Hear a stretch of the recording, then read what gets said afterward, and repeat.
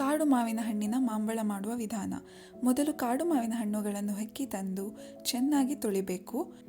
ನಂತರ ಈ ಹಣ್ಣುಗಳ ಸಿಪ್ಪೆಯನ್ನು ತೆಗಿಬೇಕು. ಈ ಸಿಪ್ಪೆ ತೆಗೆಯೋದೊಂದು ದೊಡ್ಡ ಕೆಲಸ ಆಯಿತಾ. ಅದರಲ್ಲಿ ಹುಳ ಇರುವ ಚಾನ್ಸಸ್ ಇರ್ತದೆ. ಸೊ ನಿಧಾನವಾಗಿ ಸರಿಯಾಗಿ ನೋಡಿ ಒಳ್ಳೆ ಹಣ್ಣುಗಳನ್ನು ಮಾತ್ರ ನಾವು ಯೂಸ್ ಮಾಡಬೇಕು. ಇಷ್ಟಾದಮೇಲೆ ಸಿಪ್ಪೆ ತೆಗೆದ ಹಣ್ಣುಗಳನ್ನು ಚೆನ್ನಾಗಿ ಗುದ್ದಬೇಕು. ಆಗ ಅದರಿಂದ ರಸ ಸಪ್ರೇಟ್ ಆಗಿ ಹಿಂಡಲಿಕ್ಕೆ ಸುಲಭ ಆಗ್ತದೆ. ಸೊ ಯೂಶ್ವಲಿ ಕಡೆವ ಕಲ್ಲು ಯೂಸ್ ಮಾಡ್ತಾರೆ, ಬಟ್ ಅದು ಕ್ಲೀನ್ ಮಾಡಲಿಕ್ಕೆ ಕಷ್ಟ ಅಂತ ಬಾಲ್ದಿಯಲ್ಲಿ ಮಾಡುವಂತ ನನ್ನಮ್ಮ ಐಡಿಯಾ ಕೊಟ್ಟರು. ಮತ್ತು ಈ ರಸವನ್ನು ಒಂದು ಬಟ್ಟೆಯ ಮೇಲೆ ತೆಳುವಾಗಿ ಹರಡಿ ಬಿಸಿಲಿನಲ್ಲಿ ಒಣಗಿಸಬೇಕು.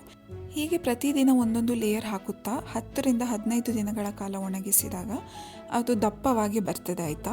ಬಿಸಿಲಿನಲ್ಲಿ ಚೆನ್ನಾಗಿ ಒಣಗಿದ ನಂತರ ಬಟ್ಟೆಯಿಂದ ಬೇರ್ಪಡಿಸಿ ತುಂಡು ಮಾಡಿ ಪುನಃ ಒಣಗಿಸಬೇಕು. ಯಾಕೆಂದರೆ ಈ ಥರ ಒಣಗಿಸೋದ್ರಿಂದ ಅದನ್ನು ಹೆಚ್ಚು ಕಾಲ ನಾವು ಸ್ಟೋರ್ ಮಾಡ್ಬೋದು.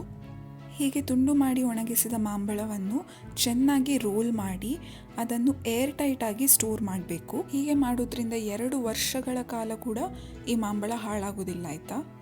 ನೀವು ಈ ವರ್ಷ ಮಾಂಬಳ ಮಾಡಿದ್ದೀರಾ ಅಂತ ಕಮೆಂಟ್ನಲ್ಲಿ ತಿಳಿಸಿ.